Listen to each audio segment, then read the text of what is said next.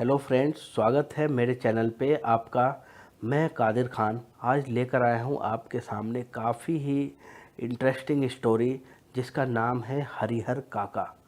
हरिहर काका कहानी एक गांव के परिवेश के ऊपर लिखा गया है कि गांव में किस तरह से एक बुजुर्ग होते हैं जिनकी कुछ संपत्ति है।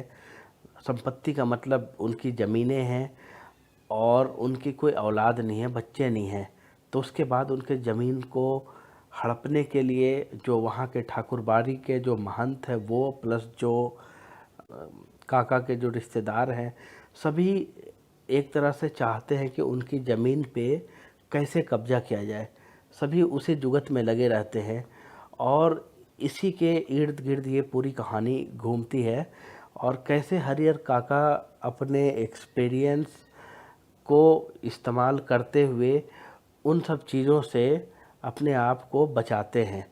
तो देखिए, ये कहानी बहुत ही इमोशनल भी है और काफ़ी इंटरेस्टिंग है। आप अगर पूरी कहानी आप सुनेंगे तो उम्मीद है आपको ज़रूर पसंद आया होगा। इस बीच में मैं आपको कहता हूँ, अगर आपने मेरे चैनल को सब्सक्राइब नहीं किया, सबसे पहले सब्सक्राइब कीजिए। रेड बटन है सब्सक्रिप्शन का, उसको प्रेस करें। बेल आइकन को प्रेस करें, उसके साथ में ही है। अगर बेल आइकन को प्रेस करते हैं तो जैसे मैं कोई कहानी या कोई भी अगर मैं एक्टिविटी करता हूँ अपने चैनल पे तो आपको नोटिफिकेशन तुरंत जाएगा। ठीक है, तो चलिए कहानी शुरू करते हैं। हरिहर काका। हरिहर काका कहानी इस प्रकार शुरू होता है। कहानी शुरू करने से पहले मैं आपको एक चीज़ और बता दूं कि जो लेखक है उन्होंने अपना अनुभव शेयर किया है हरिहर काका के साथ, जो उनका अनुभव था। और लेखक उन मतलब बहुत छोटे थे हरिहर काका के कंपेरिजन, वो एज का गैप काफ़ी ज़्यादा था। और हरिहर काका कभी मतलब उनके साथ जब वो छोटे थे तो हरिहर काका का उनका संबंध काफ़ी अच्छा था। तो इसलिए उन्होंने जो भी उनका एक्सपीरियंस है, जो भी हरिहर काका के साथ उनका जो संबंध है, जो इमोशनल संबंध है, उसको भी इस कहानी के अंदर उन्होंने काफ़ी अच्छे से दर्शाया हुआ है। बातों बातों में तो मैं आपको ये बताना भूल गया कि इसके कथाकार कौन है, इस कहानी की रचना किसने की। तो इस कहानी के लेखक का नाम है मिथिलेश्वर। और मिथिलेश्वर का हरिहर काका के साथ काफ़ी अच्छा संबंध रहा है। जब वो छोटे थे तो हरिहर काका ने उनको अपनी गोद में खिलाया, उनको इधर उधर घुमाया टहलाया। जैसे गांव में या शहर में भी क्या होता है, अमूमन शहर में काफ़ी कम अब हो गया है, बच्चे जो होते हैं, कुछ बच्चे बहुत प्यारे होते हैं तो उनको कोई ना कोई लेकर अपने साथ घुमाने चल देता है, इधर उधर घुमाता है, उनको टॉफ़ी खिलाता है, चॉकलेट खिलाता है और तरह तरह के मतलब वो अपने बच्चों को प्यार करके स्नेह करके अपने आप को खुशी महसूस करवाते हैं। तो हरिहर काका वैसे ही थे, लेखक के बचपन के दिनों की मैं बात कर रहा हूँ। तो चलिए अब कहानी शुरू करते हैं। हरिहर काका के यहाँ से मैं अभी अभी लौटा हूँ, ये लेखक खुद कह रहा है, क्योंकि लेखक ने कथा को लिखा है और अपने आप को भी इस कथा के अंदर लेखक खुद है। तो लेखक ने अपने आप को ही रिप्रेजेंट करते हुए लिखा है कि वो अभी अभी हरिहर काका के घर से लौटे। तो कल भी उनके यहाँ गया था, लेकिन ना तो वह कल ही कुछ कह सके ना ही आज कुछ कह सके। दोनों दिन उनके पास मैं देर तक बैठा रहा, लेकिन उन्होंने कोई बातचीत नहीं की। जब उनकी तबीयत के बारे में पूछा तब उन्होंने सिर उठाकर एक बार मुझे देखा, फिर सिर झुकाया तो दोबारा मेरी ओर नहीं देखा। हालांकि उनकी एक ही नज़र बहुत कुछ कह गई। जिन यंत्रणाओं के बीच वह घिरे थे और जिस मन स्थिति में जी रहे थे, उसमें आँखों ही में बहुत कुछ कह देती है, मुंह खोलने की ज़रूरत नहीं पड़ती। तो ये कह रहे थे यंत्र क्लेशों के बारे में या कष्टों के बारे में कह रहे थे, या यातनाओं के बारे में, जिस यातना से वो गुजर रहे थे। इसका मतलब होता है यंत्र नावों की बात कर रहा हूँ मैं। यंत्र नावों का मतलब होता है यातनाओं से गुजर रहे थे। मन स्थिति का मतलब मन की स्थिति। तो साथ साथ मैं डिफ़िकल्ट वर्ड भी कोशिश करूँगा बता दूँ आपको, ठीक है। अब आगे चलते हैं। हरिहर काका की ज़िंदगी में मैं बहुत गहरे से जुड़ा हूँ। देखो, कवि लेखक खुद कह रहे हैं कि मैं बहुत गहरे से जुड़ा हूँ। अपने गांव में जिन चंद लोगों को मैं सम्मान देता हूँ उनमें हरिहर काका भी एक है। हरिहर काका के प्रति मेरी आसक्ति के अनेक व्यवहारिक और वैचारिक कारण हैं। वो अपना रीज़न बता रहे हैं, क्या क्या रीज़न है जिसकी वजह से वो इतना उनको सम्मान देते हैं। उनके प्रमुख कारण दो हैं। एक तो यह है कि हरिहर काका मेरे पड़ोस में रहते हैं, और दूसरा कारण यह है कि मेरी माँ बताती है कि हरिहर काका बचपन में मुझे बहुत दुलार करते थे। दुलार मतलब प्यार, स्नेह। बच्चों से बहुत सारे लोग करते हैं, तो वो एक टर्म है जो गांव में यूज़ करते हैं, दुलार। अपने कंधे पर बैठाकर घुमाया करते थे। एक पिता अपने बच्चे को जितना प्यार करता है उससे कहीं ज़्यादा प्यार हरिहर काका मुझे करते थे। और जब मैं सयाना हुआ, तब मेरी सयाना मतलब बड़ा हुआ, जब सयाना हुआ तो मेरी पहली दोस्ती हरिहर काका के साथ ही हुई। हरिहर काका ने भी जैसे मुझसे दोस्ती के लिए ही इतनी उम्र तक प्रतीक्षा की थी। माँ बताती है कि मुझसे पहले गांव में किसी अन्य से उनकी इतनी गहरी दोस्ती नहीं हुई थी।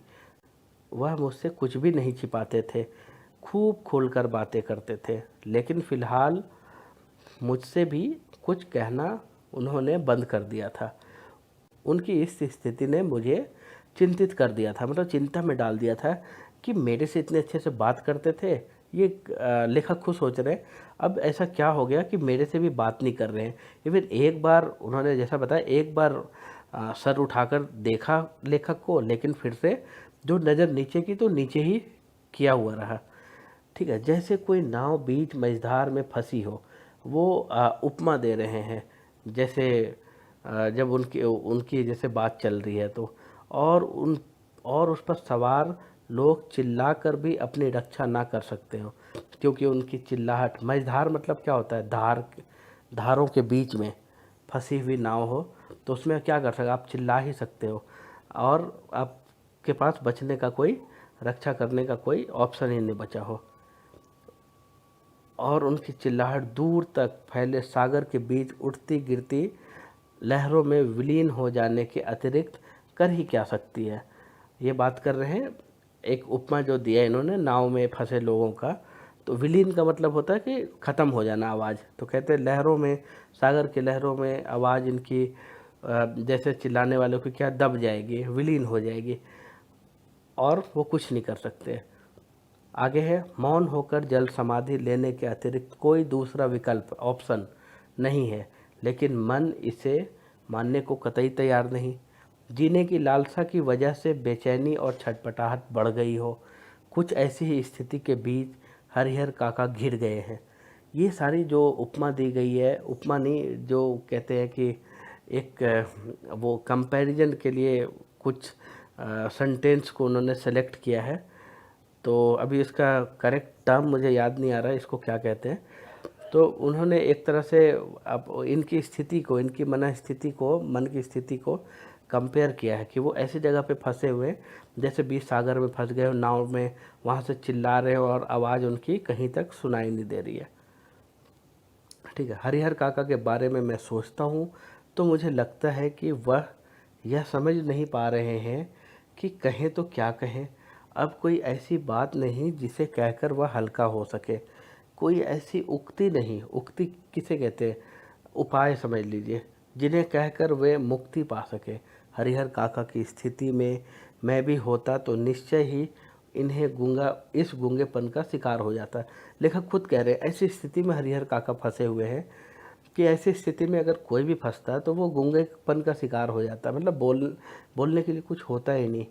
हरिहर काका इस स्थिति में कैसे आ फंसे, अब ये लेखक पूछ रहा। यह कौन सी स्थिति है, अभी तक ना मुझे पता है ना आपको पता है। तो अब ये आगे अभी धीरे धीरे कहानी में खुलेगा कि स्थिति क्या थी, इसके लिए कौन जिम्मेदार है।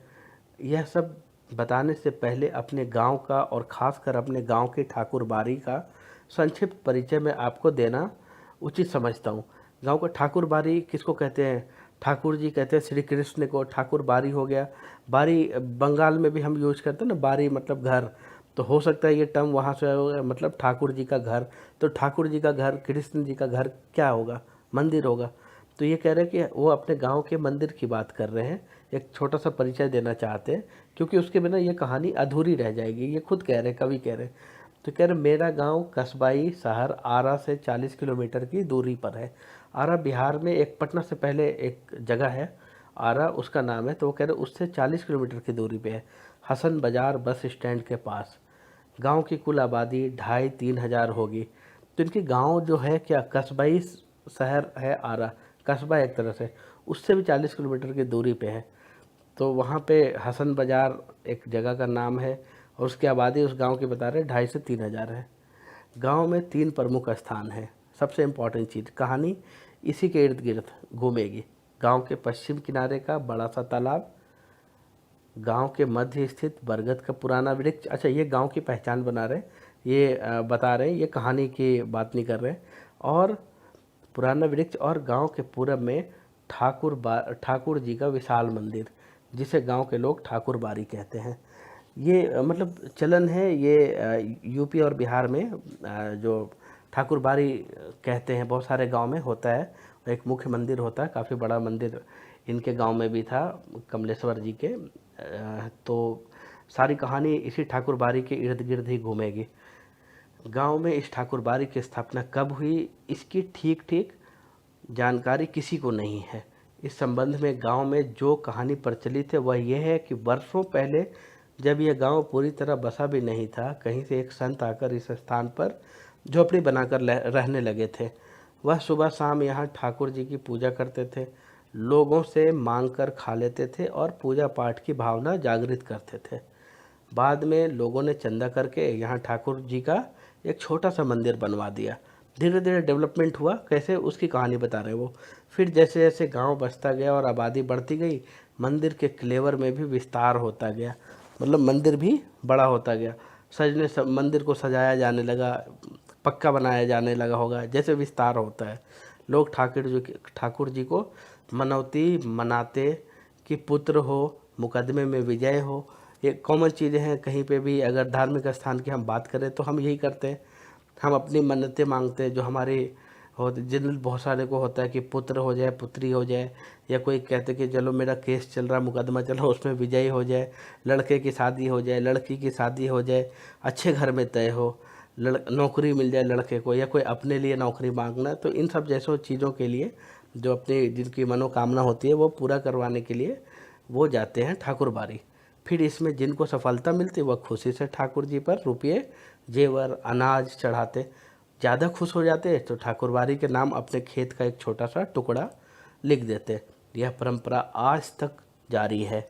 ये लेखक कह रहे हैं कि आज तक, जब इन्होंने ये कहानी लिखी होगी, मैं ये नहीं कहता हूँ कि आज 2019 तक भी है, ठीक है। अधिकांश लोगों को विश्वास है कि उन्हें अच्छी फसल होती है तो ठाकुर जी की कृपा से, मुकदमे में उनकी जीत होती है तो ठाकुर जी के चलते। लड़की की शादी इसलिए जल्दी तय हो गई क्योंकि ठाकुर जी को मनौती मनाई गई थी। लोगों के इस विश्वास का ही यह परिणाम है कि गांव के अन्य चीज़ों की तुलना में ठाकुर बाड़ी का विकास 1000 गुना अधिक हुआ है। अब सब लोग मानने के लिए जा रहे हैं, 100 लोग गए मानने के लिए, जिसके 10 के पूरे हो गए वो तो खुश हो गए ही। अब वो कैसे पूरा हुआ वो हम उसके बारे में हम चर्चा नहीं कर रहे हैं, हम नहीं कर सकते।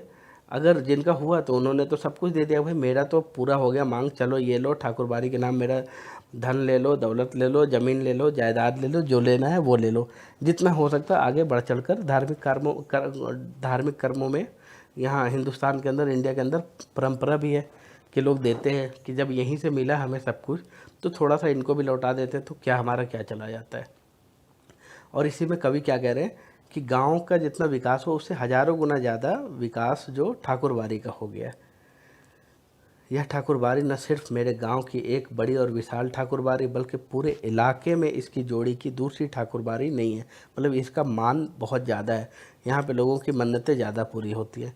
ठाकुर बाड़ी के नाम पर 20 बीघे खेत है। 20 बीघा बहुत होता है। मैं एक रफली आपको आइडिया देता हूँ कि 20 बीघा मतलब 1 बीघा के अंदर 20 कट्ठा होता है, और 1 कट्ठा लगभग 200-250 गज का होता है। तो आप अंदाज़ा लगा लीजिए कि कितना खेत है ठाकुर बाड़ी के पास। 1 बीघे को आप 200 250 गज को आप 20 से मल्टीप्लाई कीजिए तो 20 कट्ठा हो गया, और फिर उस 20 को आप 20 से मल्टीप्लाई कर लीजिए तो बहुत ज़्यादा हो जाएगा। तो काफ़ी ज़मीन है। धार्मिक लोगों की एक समिति है जो ठाकुर बारू, समिति का मतलब क्या होता है, एक हम संस्था टाइप का एक समिति गठन कर लेते हैं कि आप इस समिति के प्रेसिडेंट हैं, आप खजांची हैं, कि आप पैसे वैसे का आप हिसाब किताब देखेंगे, आप इसका निर्माण कार्य देखेंगे, आप चंदा लाएंगे, इस तरह के। तो एक समिति बन जाती है समाज में से, सोसाइटी में से, और वो कोई काम करते हैं जैसे कोई भी संस्था काम करती है वैसे ही, जो ठाकुरबाड़ी की देख रेख और संचालन मतलब चलाने का, कोई प्रोग्राम है कुछ है या ठीक है, ऐसे कामों को देखते हैं वो। और प्रत्येक 3 साल पर एक महंत और एक पुजारी की नियुक्ति करती है। हर साल हर 3 साल पे एक पुजारी नियुक्त होता है और एक महंत। महंत किसको कहते हैं, जो मेन पुजारी होता है। ठाकुरबाड़ी का काम मतलब उस जो ठाकुरबाड़ी का जो मंदिर का जो मेन होता है मुखिया, उसको महंत कहते हैं।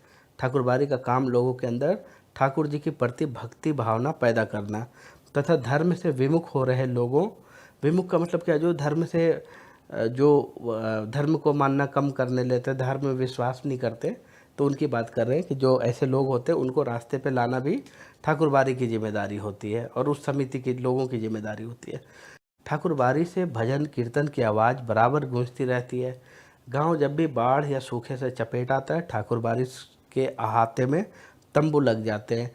लोग और ठाकुरबाड़ी के साधु संत अखंड हरि कीर्तन शुरू कर देते हैं कि ये मेरे को अकाल आ गया हमारे गांव में, हमारे इलाके में, तो इस चीज़ से हमें मुक्ति देंगे ठाकुर जी। इसके अतिरिक्त गांव में किसी भी पर्व त्यौहार की शुरुआत ठाकुरबाड़ी से होती है। होली में सबसे पहले गुलाल ठाकुर जी को लगाई जाती है, चढ़ाया जाता है। दिवाली का पहला दीप ठाकुरबाड़ी में ही जलता है।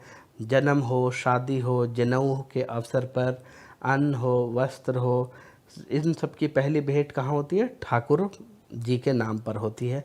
ठाकुरबाड़ी के ब्राह्मण साधु व्रत कथाओं के दिन घर घर घूमकर कथा वाचन करते हैं। लोगों के खलिहान में जब फसल की दवनी दवनी अभी मैं एक्सप्लेन करता हूँ क्या है, दवनी होकर अनाज की ढेरी तैयार होती है, तब ठाकुर जी के नाम अग्गम निकाल कर ही लोग अनाज अपने घर ले जाते हैं। अच्छा, फसलों की दवनी का मतलब होता है जब फसल को, जैसे फसल क्या होता है, फसल होता है एक मतलब छोटे छोटे प्लांट्स होते हैं ना, उसमें से जब बीज निकालते हैं, मतलब दाने जब निकालते हैं फसल में से, जब सूखने के बाद, उसको दवनी कहते हैं। दवनी बहुत तरह से होता है। कई बार क्या होता है, अब तो मशीनें आ गई दवनी करने के लिए, कि धान के फसल में से चावल निकालने के लिए, धान निकालने के लिए दवनी कर लेते हैं मशीन से। पहले क्या होता था, बैल वगैरह कोल्हू के बैल होते थे, वो चलते थे, या कुछ लोग पिटाई करके निकालते थे, ज़मीन के ऊपर पीटते थे या किसी तख्ती के ऊपर, ताकि अनाज निकल जाए, इसको दवनी कहते हैं। या कई लोग उस पर चढ़ के जानवरों से कुदवाते या खुद भी मतलब वो करते थे।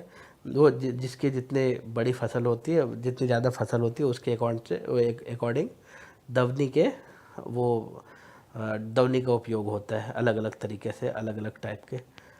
और अगम किसको कहते हैं, अगम हम निकालते हैं कि जैसे अगर हमारे पास जो भी अनाज हुआ, तो हमने कहा 5 सेर हम ठाकुर जी के नाम पे निकालेंगे। 5 सेर मतलब 5 किलो हम ठाकुर जी के नाम पे निकालेंगे, या 10 किलो निकालेंगे, 20 किलो निकालेंगे, धान चावल गेहूँ जो भी हो रहा हो, ठीक है। उसके बाद ही ये रिवाज था, ये प्रथा है, उसके बाद ही वो अपने घर लेकर जाएंगे। ठाकुरबाड़ी के साथ अधिकांश लोगों का संबंध बहुत ही घनिष्ठ है। घनिष्ठ मतलब बहुत ही एकदम अटूट है, मन और तन दोनों स्तर पर। कृषि कार्य से अपना बचा हुआ समय वे ठाकुरबाड़ी में ही बिताते हैं। ठाकुरबाड़ी में साधु संतों का प्रवचन सुन और ठाकुर जी का दर्शन कर वे अपना यह जीवन सार्थक मानने लगते हैं। उन जो लोग ठाकुरबाड़ी से जुड़े हुए हैं, इतने अच्छे से जुड़े हुए, उनका काम ही है कि वो प्रवचन सुनते रहें और वहाँ के कार्य में अपना योगदान देते रहें। और ये सब सुनकर वो अपने को आप मानते हैं कि बस मेरा जीवन सार्थक हो गया। उन्हें यह महसूस होता है कि ठाकुरबाड़ी में प्रवेश करते ही वे पवित्र हो जाते हैं और पिछले सारे पाप अपने आप खत्म हो जाते हैं। परिस्थितिवश इधर हरिहर काका ने ठाकुरबाड़ी में जाना बंद कर दिया है। पहले वह अक्सर ही ठाकुरबाड़ी में जाते थे। मन बहलाने के लिए कभी कभी मैं भी ठाकुरबाड़ी में जाता हूँ, लेकिन वहाँ के साधु संत मुझे फूटी आंखों नहीं सुहाते। ये कौन कह रहे हैं? कब वो लेखक खुद कह रहे हैं, कमलेश्वर जी कह रहे हैं। काम धाम करने में कोई रुचि नहीं। ठाकुर जी को भोग लगाने के नाम पर दोनों जून हलवा पूरी खाते हैं और आराम से पड़े रहते हैं। ये बात कर रहे हैं वहाँ के जो महंत या पंडित हैं, उनके बारे में बात कर रहे हैं। उन्हें अगर कुछ आता है तो सिर्फ बात बनाना, इसीलिए उनको फूटी हाथ नहीं सुहाते हैं फूटी आँख। कि ये लोग काम वाम तो करते नहीं, बस आ गया खाने के लिए, बस मुफ्त का मिलते जा रहा है तो यहाँ पे बैठ के खाते जाओ। हरिहर काका 4 भाई हैं, सबकी शादी हो चुकी है। हरिहर काका के अलावा, अब ये हरिहर काका के परिचय हो रहा है यहाँ पे कि उनके 4 भाई हैं, सबकी शादी हो गई। उनके अलावा सबके बाल बच्चे हैं, बड़े सबकी हो गई, मतलब हरिहर काका के भी हो गए। बड़े और छोटे भाई के लड़के काफ़ी सियाने हो गए, 2 की शादियां हो गई है। उनमें से एक पढ़ लिख कर शहर के किसी दफ्तर में क्लर्की करने लगा। क्लर्की मतलब क्लर्क का जॉब समझ लीजिए। लेकिन हरिहर काका की अपनी देह से कोई औलाद नहीं। भाइयों में हरिहर काका का नंबर दूसरा है, सेकंड नंबर पे है, पहला कोई और होगा। औलाद के लिए उन्होंने 2 शादियां की, लंबे समय तक प्रतीक्षा प्रतीक्षारत रहे, इंतज़ार करते रहे, लेकिन बिना बच्चा जने उनकी दोनों पत्नियां स्वर्ग सिधार गई। लोगों ने तीसरी शादी करने की सलाह दी, लेकिन अपनी गिरती हुई उम्र और धार्मिक संस्कारों की वजह से हरिहर काका ने इनकार कर दिया। वह इत्मीनान और प्रेम से अपने भाइयों के परिवार के साथ रहने लगे। हरिहर काका के परिवार के पास कुल 60 बीघे ज़मीन थे, 60 बीघे। अभी मैंने 20 बीघे का आपको कैलकुलेशन बताया था, आप अंदाज़ा लगाइए कि उनके परिवार के पास भी अच्छा खासा संपन्न थे और अच्छी खासी ज़मीनें थी। प्रत्येक भाई के हिस्से 15, 4 है तो 15 4 जा 60, तो 60 का मतलब 60 हो गया। तो उनके पास 15 बीघे के हिस्से हैं। कृषि कार्य पर यह लोग निर्भर हैं, शायद इसलिए अब तक संयुक्त परिवार के रूप में ही रहते आ रहे हैं। कृषि कार्य जब होता है गांव में संयुक्त रहने का, ये भी एक रीज़न होता है कि खेती बाड़ी होता है तो अकेले नहीं कर सकते खेती बाड़ी। किसी को पानी डालना होता है, किसी को कुछ करना होता है, किसी को कुछ होना होता है। जब फसल की कटाई होती है उस समय भी काम काफ़ी बढ़ जाता है। तो हरिहर काका के तीनों भाइयों ने अपनी पत्नियों को यह सीख दी थी कि हरिहर काका की अच्छी तरह सेवा करें, समय पर उन्हें नाश्ता खाना दे, किसी बात की तकलीफ़ ना होने दे। कुछ दिनों तक वे हरिहर काका की खोज खबर लेती रही। फिर उन्हें कौन पूछने वाला। मतलब शुरू में सब कुछ ठीक चल रहा था, सब लोग पूछ रहे थे, लेकिन फिर पूछना बंद कर दिया। ठहर चौका लगा कर पंखा झलते हुए अपने मर्दों को अच्छे अच्छे व्यंजन खिलाती। हरिहर काका के आगे तो बची कुची चीज़ें आती। कभी कभी तो हरिहर काका को रूखा सूखा खाकर ही संतोष करना पड़ता। अगर कभी हरिहर काका की तबीयत खराब हो जाती तो वह मुसीबत में पड़ जाते। इतने बड़े परिवार के रहते हुए भी कोई उन्हें पानी देने वाला नहीं होता। सभी अपने कामों में मशगूल, मतलब बिजी रहते थे, मशगूल रहते, उर्दू का वर्ड आ गया यहाँ पे। बच्चे या तो पढ़ लिख रहे होते या धमा चौकड़ी मचा रहे होते, मतलब शरारत कर रहे होते हैं। मर्द खेतों पर गए रहते हैं। औरतें हाल पूछने भी नहीं आती। दलान के कमरे में अकेले पड़े हरिहर काका को स्वयं उठकर अपनी ज़रूरतों की पूर्ति करनी पड़ती। एक उम्र होता है, एक उम्र के पड़ाव में आ गए थे हरिहर काका, तो अपना काम, मतलब बार बार इधर से उठकर उधर जाना, उधर से उठकर उधर जाना अपने काम के लिए, वो भी एक बहुत दुखदाई स्थिति होती है अगर आप कोई किसी उम्र के आदमी के लिए जो बुढ़ापे की तरफ जा रहा हो या जो बूढ़े हो चुके हैं। ऐसे वक्त अपनी पत्नियों को याद करके हरिहर काका की आंखें भर आती। भाइयों के परिवार के प्रति मोह भंग की शुरुआत इन्हीं क्षणों में हुई थी और फिर एक दिन तो विस्फोट ही हो गया। क्या विस्फोट हुआ देखिए। उस दिन हरिहर काका की सहन शक्ति जवाब दे गई। उस दिन शहर में क्लर्की करने वाले भतीजे का एक दोस्त गांव आया था। उसी के आगमन के उपलक्ष्य में 2-3 तरह की सब्जी, बचके, चटनी, रायता आदि बने थे। बचके किसको कहते हैं? आटे को घोलते हैं मटर वगैरह में या कच्चे चने में, और उसके बाद फिर वो बनाते हैं, जैसे डोसा बनता है। तो इन सब चीज़ों का आइडिया मुझे, इसलिए मैं आपको बता रहा हूँ। तो इतनी सारी चीज़ें बनी। बीमारी से उठे हरिहर काका का मन स्वादिष्ट भोजन के लिए बेचैन था। मन ही मन उन्होंने अपने भतीजे के दोस्त की सराहना की, जिसके बहाने उन्हें अच्छी चीज़ें खाने को मिलने वाली थी। लेकिन बातें बिल्कुल विपरीत हुई। सबों ने खाना खा लिया, उनको कोई पूछने तक नहीं आया। इतने उनके तीनों भाई खाना खाकर खलिहान चले गए। दवनी हो रही थी। दवनी का अर्थ बता चुका हूँ मैं, जो बीज निकालने का जो भी प्रोसेस होता है। वे इस बात के प्रति निश्चिंत थे कि हरिहर काका को तो पहले ही खिला दिया गया होगा। सारे भाइयों ने यही सोचा। अंत में हरिहर काका ने स्वयं दलान के कमरे में अंत में हरिहर काका ने स्वयं दलान के कमरे से निकलकर हवेली में प्रवेश किया। तब उनके छोटे भाई की पत्नी ने रूखा सूखा खाना लाकर उनके सामने परोस दिया। भात, मट्ठा और अचार। मट्ठा कहते हैं, मट्ठा तो पता ही है आपको। भात राइस हो गया और अचार, बस मतलब सिंपल प्लेन, खाने से भी बिल्कुल प्लेन। बस हरिहर काका के बदन में तो जैसे आग लग गई हो। अब जो आदमी रायता, बचका और ये सब खाने के सपने देख रहा हो, उसके सामने आप अगर मट्ठा और भात और अचार रखोगे तो क्या होगा। और वो भी इतने दिन से बेचारे को टॉर्चर कर रहे थे लोग। तो उस दिन बस फट गया, समझ लो फट गया वो। और उन्होंने थाली उठाकर बीच आंगन में फेंक दी। झन की तेज आवाज के साथ आंगन में थाली गिरी। भात बिखर गया। विभिन्न घरों में बैठी लड़कियां, बहुएं सब एक ही साथ बाहर निकल आई। विभिन्न घर का मतलब घर गांव में भी सटे सटे होते, और ऐसा नहीं कि 4 मंजिला 5 मंजिला होता। कई के दीवारें एक दूसरे से ऐसे जुड़ी हुई होती कि इधर की आवाज़ उधर, इधर की आवाज़ उधर। तो सारी औरतें वहाँ से निकल गई और निकल कर देखने आ गई कि ऐसा क्या हो गया, इतनी तेज आवाज़ कैसे आई। हरिहर काका गरजते हुए हवेली से दलान की ओर चल पड़े। समझ रही हो कि मुफ्त के खिलाती हो तो अपने मन से यह बात निकाल देना। मेरे हिस्से के खेत की पैदावार इसी घर में आती है। उनमें से तो मैं 2-4 नौकर रख लूँ, आराम से खाऊं, तब भी कमी नहीं होगी। मैं अनाथ और बेसहारा नहीं हूँ। मेरे धन पर तो तुम सारे के सारे मौज कर रही हो, लेकिन अब मैं तुम सबको बताऊंगा। इस तरह से वो बोलते चले गए। इसमें एक वर्ड आया दलान। दलान किसको कहते हैं? गांव में क्या होता है ना, एक घर होता है, एक दलान होता है। जैसे फार्म हाउस है, आप वैसे समझ लो कि दलान होता है, जहाँ पे लोग आते हैं, गेस्ट वेस्ट भी आकर बैठते हैं। मतलब काफ़ी खुला जगह रहता है, और जानवरों को भी बांधते हैं जनरली दलान में, या फसल को रखते भी हैं दलान के अंदर। ठीक है, तो वो हो गया, ये हो गया। तो उन्होंने काफ़ी बोला कि इतने में तो मैं नौकर भी रख लेता, ये रख लेता, फ्री का तो आप लोग खिलाते नहीं हो। हरिहर काका जिस वक्त ये सब बोल रहे थे, उस वक्त ठाकुरबाड़ी के पुजारी जी उनके दलान पर ही विराजमान थे। वार्षिक हुमाद के लिए, हुमाद वार्षिक मतलब सालाना हुमाद, एक वो होगा, हुमाद करते हैं, हुमाद जलाते हैं, जैसे दीप जलाते हैं उसी तरह से। तो उसके लिए घी और शकील लेने आए थे। लौट कर उन्होंने महंत जी को विस्तार के साथ सारी बात बताई। कौन? जो आए हुए थे ठाकुरबाड़ी से, पुजारी वगैरह, उन्होंने महंत जी को बताई। उनके कान खड़े हो गए। वह दिन उन्हें बहुत शुभ महसूस हुआ। उस दिन को उन्होंने ऐसे ही गुजर जाने देना उचित नहीं समझा। क्यों? कौन? जो महंत जी थे।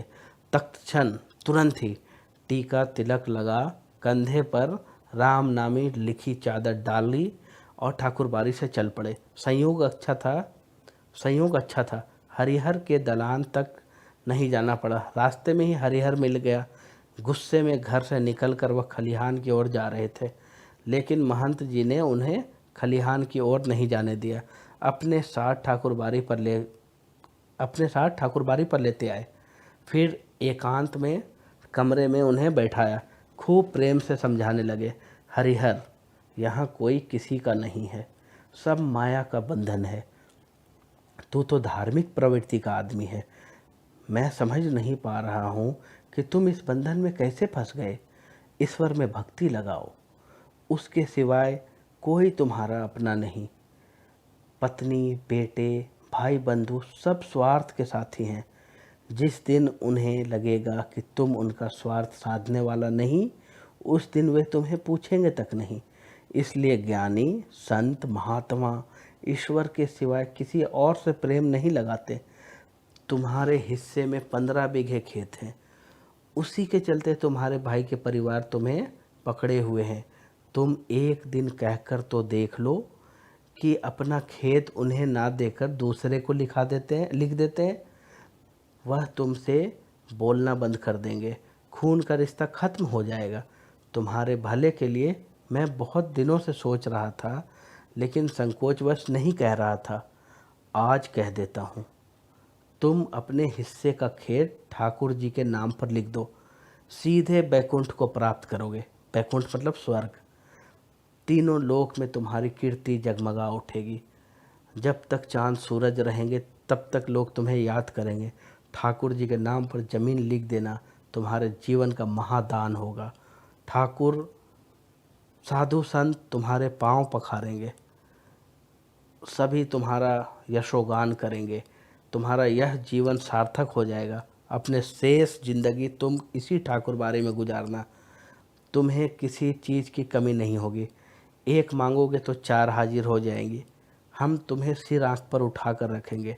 ठाकुर जी के साथ साथ तुम्हारी आरती भी लगाएंगे। भाई का परिवार तुम्हारे लिए कुछ नहीं करेगा। भाई का परिवार तुम्हारे लिए कुछ नहीं करेगा। पता नहीं पूर्व जन्म में तुमने कौन सा पाप किया था कि तुम्हारी दोनों पत्नियां अकाल मृत्यु को प्राप्त हो गई। तुमने औलाद का मुंह तक नहीं देखा। अपना यह जन्म तुम अकारत मतलब बेकार जाने ना दो। ईश्वर को एक भर दोगे तो 10 भर पाओगे। भर कहते हैं ग्राम, जैसे होता है ना 10 ग्राम का लगभग एक भर होता है। तो कह रहे ईश्वर को अगर एक भर आप दोगे तो ईश्वर तुम्हें 10 भर देगा। मैं अपने लिए तुमसे कुछ नहीं मांग रहा हूँ। तुम्हारा यह लोक और परलोक दोनों बन जाए, इसकी राह मैं तुम्हें बता रहा हूँ। हरिहर देर तक महंत जी की बातें सुनते रहे। महंत जी की बातें उनके मन में बैठती जा रही थी। ठीक ही तो कह रहे महंत जी, कौन किसका है। 15 बीघे खेत की फसल भाइयों के परिवार को दे देते तब तो कोई पूछता नहीं। अगर कुछ ना दे तब क्या हालत होगी। उनके जीवन में तो यह स्थिति है कि मरने के बाद कौन उन्हें याद करेगा। सीधे सीधे उनके खेत हड़प जाएंगे। ठाकुर जी का नाम लिख देंगे तो पुश्तों तक लोग उन्हें याद करेंगे। अब तक के जीवन में तो ईश्वर के लिए उन्होंने कुछ नहीं किया। अंतिम समय तो यह बड़ा पुण्य कमा लें। लेकिन यह सोचते हुए भी हरिहर काका का मुंह नहीं खुल रहा था। भाई का परिवार तो अपना ही होता है, उनको ना देकर ठाकुर बारी में दे दे। देना उनके साथ धोखा और विश्वासघात तो नहीं होगा। ये कहानी काफ़ी ही बड़ा है, तो मैं इस पार्ट में बस इतना ही समेटता हूँ। नेक्स्ट पार्ट में आगे के जो लेसन्स के आगे के जो पार्ट हैं उसको हम कवर करेंगे। और अभी तक आपने अगर चैनल को सब्सक्राइब नहीं किया तो अभी सब्सक्राइब कीजिए, इस वीडियो को लाइक कीजिए और शेयर ज़रूर कीजिए अपने दोस्तों के बीच में। धन्यवाद। हेलो फ्रेंड्स, स्वागत है आपका मेरे चैनल पे। हरिहर काका कहानी का अब अगली कड़ी मैं आपको सुनाने जा रहा हूँ। उससे पहले मैं आपको बता दूँ, अगर आपने मेरे चैनल को सब्सक्राइब नहीं किया सब्सक्राइब कीजिए। और आपको अगर इससे पहला पार्ट आपने नहीं देखा है तो पहले जाइए, डिस्क्रिप्शन के अंदर लिंक दिया हुआ है। इससे पहले सारे पार्ट्स के और आगे के पार्ट्स के भी लिंक्स मैंने सभी वीडियो में डाले हुए हैं। तो आप इससे पहले के पार्ट्स देखें, उसके बाद आप इसको देखेंगे तो आपको कहानी पूरी तरह से समझ में आएगी। तो चलिए हम शुरू करते हैं इस पार्ट का। इस पार्ट से पहले क्या हुआ था कि हरिहर काका को जो महंत थे तरह तरह की चीज़ें मतलब सुनाई उनको और सारी बातें बताई। आपका नाम अमर हो जाएगा, आपका परलोक अच्छा हो जाएगा। उनको तरह तरह के प्रलोभन दिए ताकि हरिहर काका अपनी ज़मीन उनको बेच सके। अब कहानी आगे इस प्रकार है। हरिहर देर तक महंत जी की बातें सुनते रहे। महंत जी की बातें उनके मन में बैठती जा रही थी। ठीक ही तो कह रहे महंत जी, कौन किसका है। 15 बीघे खेत की फसल भाइयों के परिवार को दे देते हैं तब कोई पूछता नहीं। अगर कुछ ना दे तब क्या हालत होगी। उनके जीवन में तो यह स्थिति है कि मरने के बाद कौन उन्हें याद करेगा। सीधे सीधे उनके खेत हड़प जाएंगे। ये सब चीज़ें हरिहर काका खुद अपने मन ही मन में सोच रहे हैं। महंत जी ने जो अपनी बात बताई, उनको फुसलाने की कोशिश की, उसके बाद वो सोच रहे हैं ठाकुर जी के नाम अगर वो ज़मीन लिख देंगे तो उनको पुश्तों तक लोग याद करेंगे। अब तक के जीवन में तो ईश्वर के लिए उन्होंने कुछ नहीं किया। अंतिम समय में यह बड़ा पुण्य कमा लें। लेकिन यह सोचते हुए भी हरिहर काका का मुंह खुल नहीं रहा था। इतना सोच रहे थे फिर भी वो बोल नहीं पा रहे थे। भाई का परिवार तो अपना ही होता है, उनको ना देकर ठाकुर बारी में दे देना उनके साथ धोखा और विश्वासघात होगा। ये अपने परिवार के बारे में भी सोच रहे हैं कि मैं कैसे करूं, अपनी जो 15 बीघा ज़मीन है उसको ठाकुर बारी में दे दूं, और जो हमारे जो परिवार है, जो हमारे भाई हैं, अगर उनको नहीं देंगे तो उनके साथ भी तो धोखा होगा। तो वो इतने सोच में पड़ गए। अपनी बात समाप्त कर महंत जी प्रतिक्रिया जानने के लिए हरिहर की ओर देखने लगे। उन्होंने मुंह से तो सब कुछ नहीं कहा, लेकिन उनके चेहरे के परिवर्तित भाव महंत जी की अनुभवी आंखों में छिपे ना रह सके। बहुत तजुर्बा वाले थे महंत जी, लेकिन जो हरिहर काका थे उनके भाव को ना उन्होंने पढ़ लिया।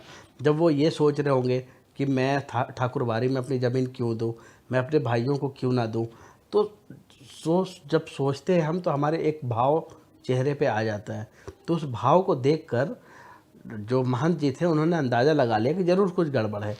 तो आगे फिर क्या होता है देखिए। अपनी सफलता पर महंत जी को बहुत खुशी हुई। अच्छा, उन्होंने ये भाप लिया कि ये थोड़े से परेशान हैं, लगता है मेरे झांसे में आ गए, मेरी बातों में आ गए हैं। तो उनको लगा कि मैं जो समझाया, महंत जी ने ये सोचा मैंने जो समझाया मैं उसमें कामयाब हो गया, और वो उसके लिए अपने मन ही मन में खुश होने लगे। उन्होंने सही जगह वार किया है। इसके बाद उसी वक्त ठाकुर बारी के 2 सेवक को बुलाकर आदेश दिया कि एक साफ़ सुथरे कमरे में पलंग पर बिस्तरा लगाकर उनके आराम का इंतज़ाम करें। बिस्तरा मतलब बिस्तर लगाना, ठीक है। फिर तो महंत जी के कहने में जितना समय लगा था उससे कम समय में ही सेवकों ने हरिहर काका के मना करने के बावजूद उन्हें एक सुंदर कमरे में पलंग पर जा लिटाया। क्योंकि ये अभी वहीं थे, ठाकुरबाड़ी के अंदर थे, तो तुरंत एक कमरा तैयार करवाया उनके लिए और कहा चलिए आप आराम कीजिए यहाँ पे। और महंत जी उन्होंने पुजारी जी को यह समझा दिया कि हरिहर के लिए विशेष रूप से भोजन की व्यवस्था करें। हरिहर काका को महंत जी एक विशेष उद्देश्य से लेकर आए थे, इसलिए ठाकुरबाड़ी में चहल पहल शुरू हो गई। क्या उद्देश्य था? उनकी ज़मीन को हड़पना। इधर शाम को हरिहर काका के भाई जब खलिहान से लौटे तब उन्हें इस दुर्घटना का पता चला। पहले तो अपने पत्नियों पर वह खूब बरसे, फिर एक जगह बैठकर चिंता मग्न हो गए। हालांकि गांव में किसी व्यक्ति ने भी उनसे कुछ नहीं कहा था। महंत जी ने हरिहर काका को क्या क्या समझाया है इसकी भी जानकारी उन्हें नहीं थी, लेकिन इसके बावजूद उनका मन संकालू और बेचैन हो गया। संकालू मतलब शंका उनको होने लगा, और उसकी वजह से बेचैन हो गया कि पता नहीं महंत जी ने क्या क्या समझाया, क्या हो गया, अभी भाई किस स्थिति में होंगे, क्या सोच रहे होंगे हमारे बारे में, हमारी जो पत्नियां हैं उनका ठीक से ख्याल नहीं रखा, आगे क्या होगा, इस तरह की चीज़ें सोचने लगे। दरअसल बहुत सारी बातें ऐसी होती है जिनकी जानकारी बिना बताए ही लोगों को मिल जाती है। शाम गहराते गहराते हरिहर काका के तीनों भाई ठाकुरबाड़ी पहुँचे। उन्होंने अच्छा यहाँ पे क्यों पहुँचे? क्योंकि उनको भी ज़मीन का लोभ था। तो उन्होंने हरिहर काका को वापस घर चलने के लिए कहा। इससे पहले कि हरिहर काका कुछ कहते, महंत जी बीच में आ गए। आज हरिहर काका को यहीं रहने दो, बीमारी से उठा है, इसका मन अशांत है, ईश्वर के दरबार में रहेगा तो शांति मिलेगी। लेकिन उनके भाई उन्हें घर ले जाने के लिए जिद करने लगे। इस पर ठाकुरबाड़ी के साधु संत उन्हें समझाने लगे। यहाँ उपस्थित गांव के लोगों ने भी कहा कि एक रात ठाकुरबाड़ी में रह जाएंगे तो क्या हो जाएगा। अंततः भाइयों को निराशा ही वहाँ से लौटना पड़ा। रात में हरिहर काका के भोग लगाने के लिए जो मिष्ठान और व्यंजन उन्हें मिले वैसे उन्होंने कभी नहीं खाए थे। घी टपकते मालपुए, रस, बुनिया, लड्डू, छेने की तरकारी, दही, खीर, बहुत सारी चीज़ें मिली उनको। पुजारी जी ने स्वयं अपने हाथों से खाना परोसा था। पास में बैठे महंत जी धर्म चर्चा से मन में शांति पहुंचा रहे थे। एक ही रात में ठाकुरबाड़ी में जो सुख, शांति और संतोष पाया वह अपने अब तक के जीवन में उन्होंने कभी नहीं पाया था। मतलब महंत जी ने उनका काफ़ी सेवा सत्कार किया, उनको अपने झांसे में लाना था ना, इसीलिए उन्होंने इतना अच्छे से उनकी देखभाल की कि वो ठाकुरबाड़ी से ना जाए। इधर तीनों भाई रात भर सो नहीं सके। भावी आशंका उनके मन में मथती रही। 15 बीघे खेत, इस गांव की उपजाऊ ज़मीन, 2 लाख से अधिक की संपत्ति। ये कहानी बहुत पहले की है, तो उस समय के लिए 2 लाख बहुत इम्पोर्टेंट होगा। ठीक है, अगर हाथ से निकल गई तो फिर वह कहीं के ना रहेंगे। अब भाई को भी लालच था, तो वो भी रात भर सो नहीं पाए, वो सोचते रहे। सुबह तड़के ही तीनों भाई पुनः ठाकुरबाड़ी पहुँचे। हरिहर काका के पांव पकड़कर रोने लगे, अपनी पत्नियों की गलती के लिए माफ़ी मांगी और उन्हें दंड देने की बात कही। साथ ही खून के रिश्ते की माया फैलाई।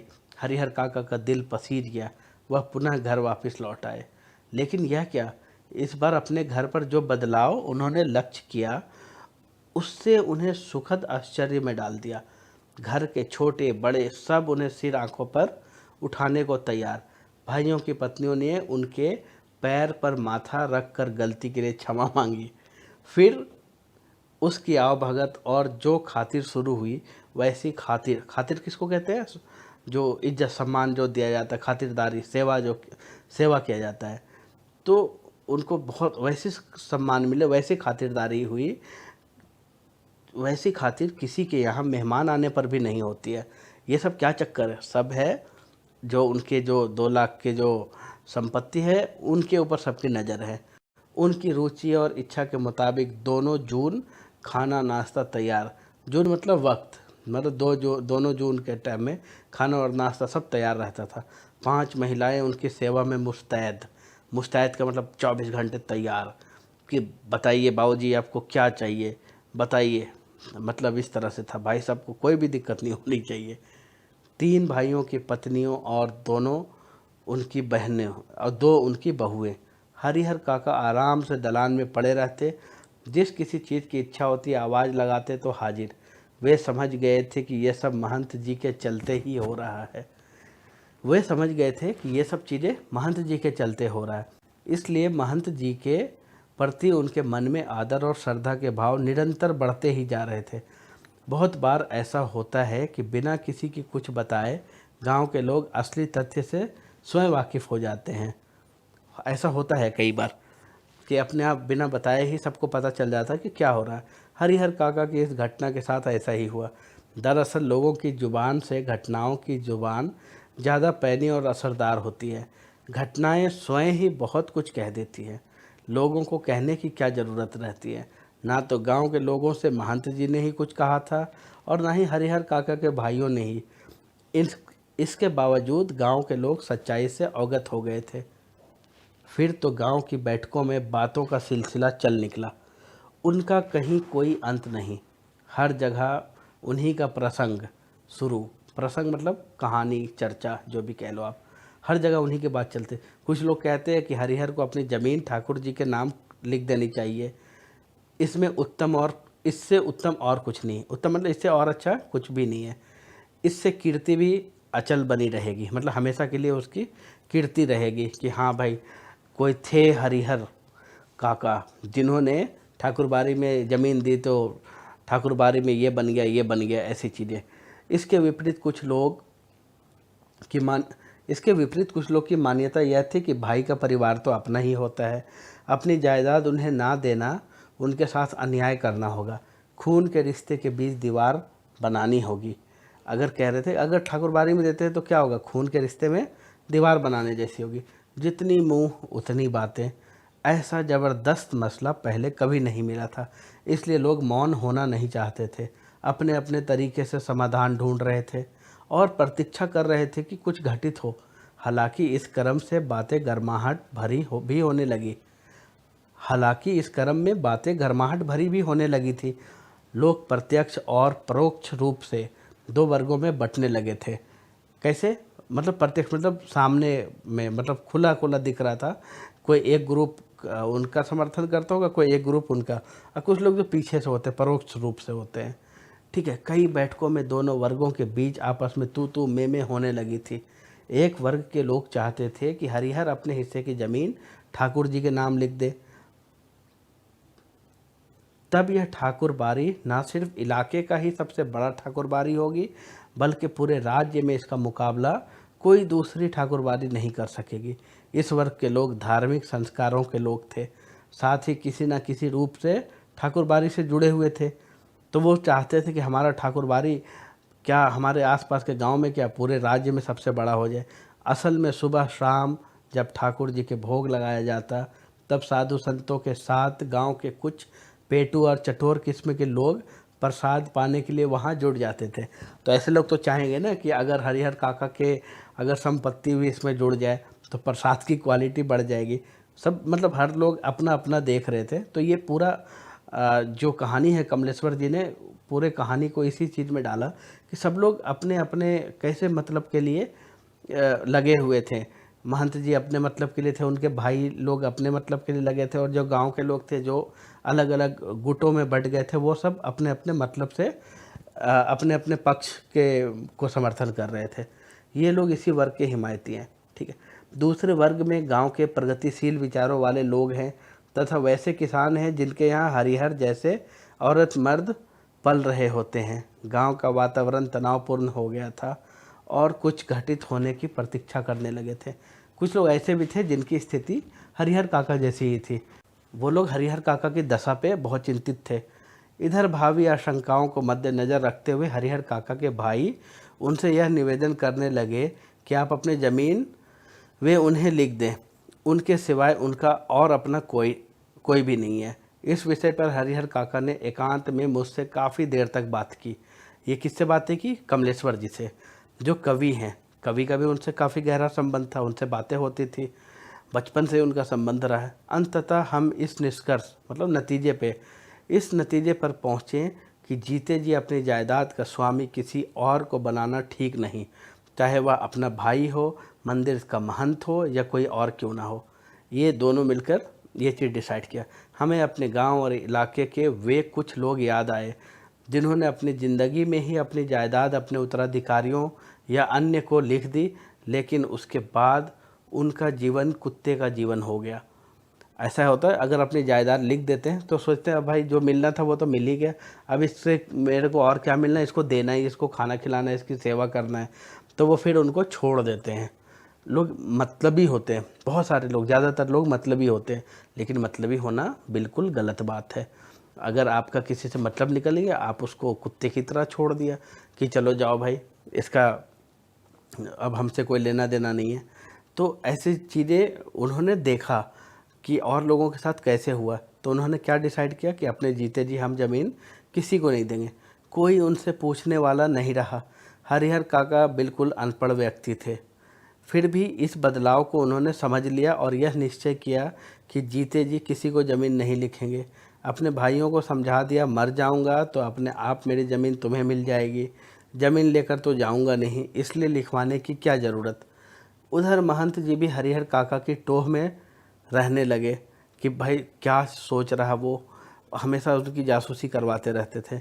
जहाँ कहीं एकांत पाते कह उठते, विलम्ब ना करो हरिहर, शुभ काम में देरी नहीं करते, चलकर ठाकुर जी के नाम ज़मीन बै कर दो। बै कहते हैं रजिस्ट्री को, तो कहा रजिस्ट्री कर दो, वसीयत कर दो, फिर पूरी ज़िंदगी ठाकुर बारी में राज करो। मरोगे तो तुम्हारी आत्मा को ले जाने के लिए स्वर्ग से विमान आएंगे, देवलोक को प्राप्त करोगे। ऐसे से उनको लोभ दिया जा रहा था, लेकिन हरिहर काका ना हाँ कहते ना कहते। ना कहकर वे महंत जी को दुखी नहीं करना चाहते, क्योंकि भाई के परिवार से जो सुख सुविधाएं उन्हें मिल रही थी वे महंत जी की कृपा से ही, और हाँ तो उन्होंने कहना ही नहीं, क्योंकि अपनी ज़िंदगी में अपनी ज़मीन उन्हें किसी को नहीं लिखनी। इस मुद्दे पर वे जागरूक हो गए थे।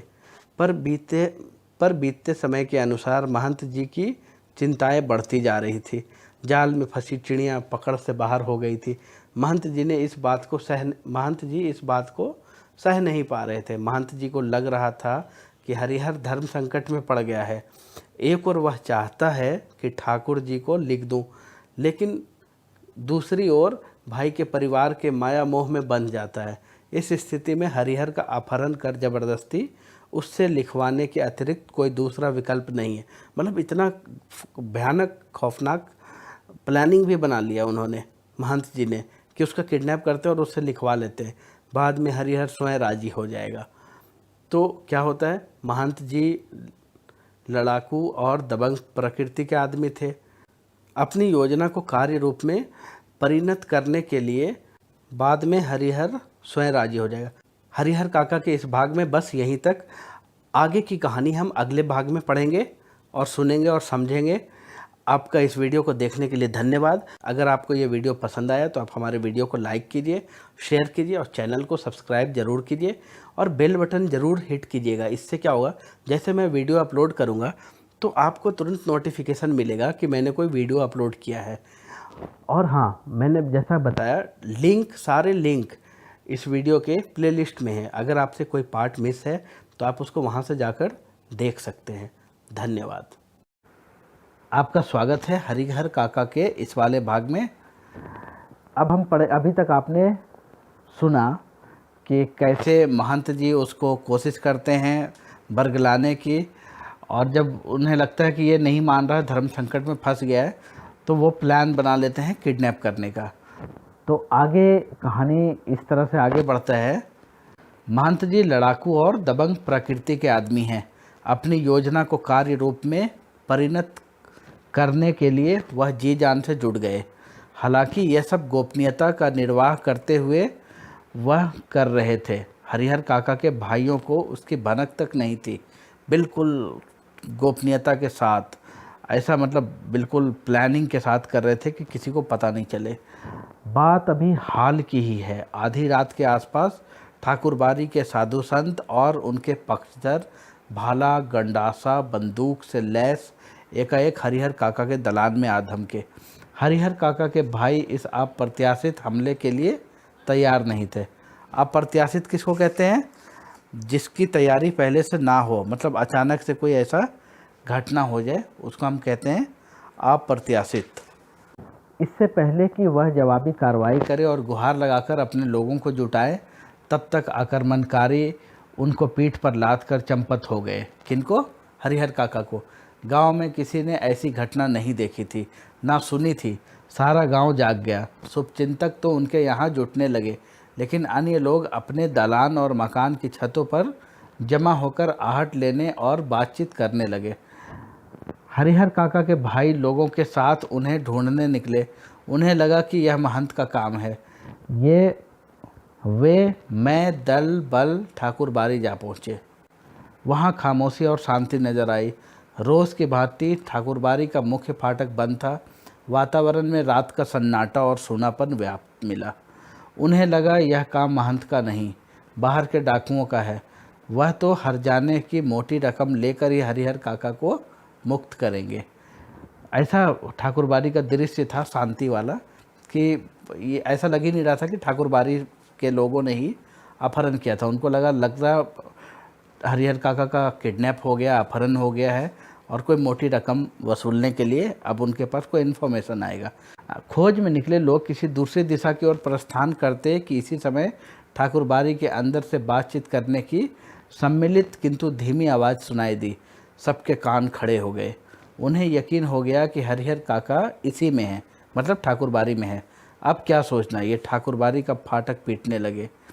इसी समय ठाकुरबाड़ी के छत से रोड़े और पत्थर उनके ऊपर गिरने लगे। वे तितर बितर होने लगे।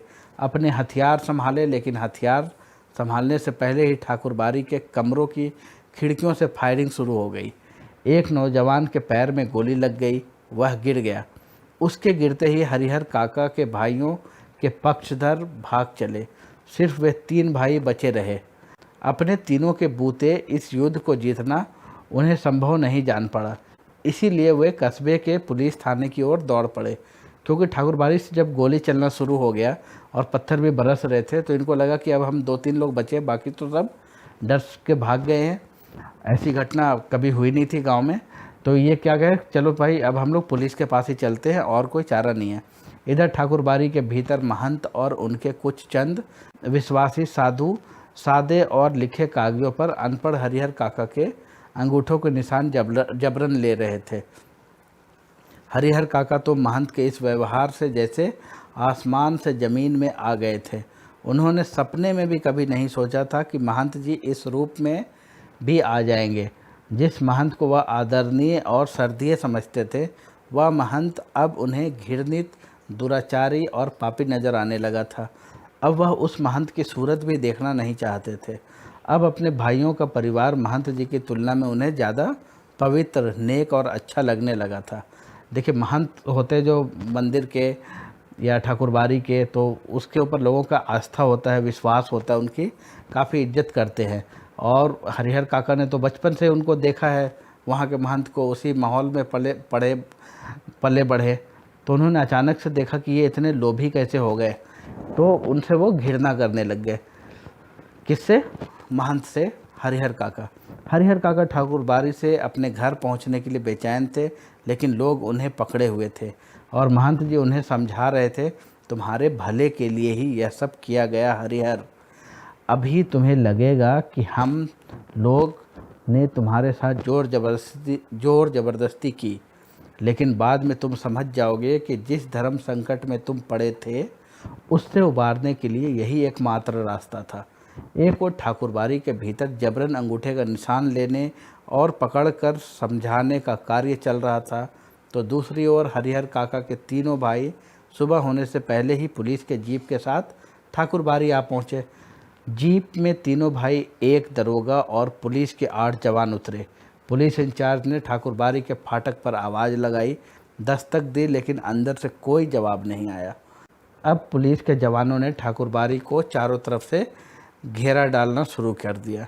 ठाकुरबाड़ी अगर छोटी रहती तो पुलिस के जवान आसानी से उसे घेर लेते, लेकिन विशाल काय ठाकुरबाड़ी, जैसा कि बताया था कि अपने इलाके की सबसे बड़ी ठाकुरबाड़ी थी वो। ठाकुरबाड़ी को पुलिस के सीमित जवान घेर सकने में असमर्थ साबित हो रहे थे। फिर भी जितना संभव हो सका उस रूप में उन्होंने घेरा डाल दिया और अपना अपना मोर्चा संभाल सुबह की प्रतीक्षा करने लगे। हल्का हल्का अंधेरा था जब ये लोग पहुँचे थे। हरिहर काका के भाइयों ने सोचा था कि जब वे पुलिस के साथ ठाकुरबाड़ी पहुँचेंगे तो ठाकुरबाड़ी के भीतर से हमले होंगे और साधु संत रंगे हाथों पकड़ लिए जाएंगे, लेकिन ऐसा कुछ भी नहीं हुआ। ठाकुरबाड़ी के अंदर से एक रोड़ा भी बाहर नहीं आया।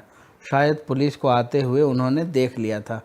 सुबह होने पर कुछ देर थी, इसलिए पुलिस इंचार्ज रह रहकर ठाकुरबाड़ी का फाटक खोलने तथा साधु संतों को आत्मसमर्पण के लिए आवाज़ लगा रहे थे। साथ ही पुलिस वर्ग की ओर से हवाई फायर भी किए जा रहे थे, लेकिन ठाकुरबाड़ी की ओर से कोई जवाब नहीं आ रहा था। सुबह तड़के एक वृद्ध साधु ने ठाकुरबाड़ी का फाटक खोल दिया। उस साधु की उम्र 80 साल से अधिक की होगी। वह लाठी के सहारे कांपते हुए खड़ा था। पुलिस इंचार्ज ने उस वृद्ध साधु के पास पहुंचकर हरिहर काका तथा ठाकुरबाड़ी के महंत, पुजारी एवं अन्य साधुओं के बारे में पूछा, लेकिन उसने कुछ भी बताने से इनकार कर दिया। पुलिस इंचार्ज ने कई बार उससे पूछा, डांट लगाई, धमकियां दी, लेकिन हर बार एक ही वाक्य कहता, मुझे कुछ मालूम नहीं। ऐसे वक्त पुलिस के लोग मारपीट का सहारा लेकर भी बात को उगलवाते हैं, लेकिन उस साधु की वय देखकर पुलिस इंचार्ज को महटिया जाना पड़ा। महटिया मतलब क्या होता है? मटिया गए। और वय का मतलब होता है वय, उम्र हो गया, एक उम्र हो गई ना, उस चीज़ को देखते हुए। पुलिस इंचार्ज के नेतृत्व में पुलिस के जवान ठाकुरबाड़ी की तलाशी लेने लगे, लेकिन ना तो ठाकुरबाड़ी के नीचे के कमरे में ही कोई पाया गया, ना ही छत के कमरों में ही। पुलिस के जवानों ने खूब छानबीन की, उस वृद्ध साधु के अलावा कोई दूसरा ठाकुरबाड़ी में नहीं मिला। हरिहर काका के भाई चिंता, परेशानी और दुखद आश्चर्य से घिर गए। ठाकुरबाड़ी के महंत और साधु संत हरिहर काका को कहाँ लेकर भाग गए? अब क्या होगा? काफ़ी पैसे खर्च कर पुलिस को लाए थे। पुलिस के साथ आने के बाद वह अंदर ही अंदर गर्व महसूस कर रहे थे। उन्हें लग रहा था कि अब भाई को वे आसानी से घर ले जाएंगे और साधु संत को जेल भिजवा देंगे, लेकिन दोनों में से एक भी नहीं हुआ। ठाकुरबाड़ी के जो कमरे खुले थे उनकी तलाशी पहले ही ली गई थी। बाद में जिन कमरों की चिटकिनियाँ बंद थी उन्हें भी खोलकर देखा गया। एक कमरे में बाहर बड़ा सा ताला लटक रहा था। पुलिस और हरिहर काका के भाई सब वहीं एकत्रित हो गए। उस कमरे की कुंजी की मांग वृद्ध साधु से की गई तो उसने साफ कह दिया, मेरे पास नहीं है। जब उससे पूछा गया इस कमरे में क्या है, तब उसने जवाब दिया अनाज है। पुलिस इंचार्ज अभी यह सोच ही रहे थे कि इस कमरे का ताला तोड़कर देखा जाए या छोड़ दिया जाए कि अचानक उस कमरे के दरवाजे के भीतर से किसी ने धक्का देना शुरू किया। पुलिस के जवान सावधान हो गए। ताला तोड़कर कमरे का दरवाज़ा खोला गया। कमरे के भीतर हरिहर काका जिस स्थिति में मिले उसे देखकर उनके भाइयों का खून खौल उठा। उस वक्त अगर महंत, पुजारी या अन्य नौजवान साधु उन्हें नजर आते तो वह जीते ही उन्हें नहीं छोड़ते। हरिहर काका के हाथ और पांव बांध दिए गए थे।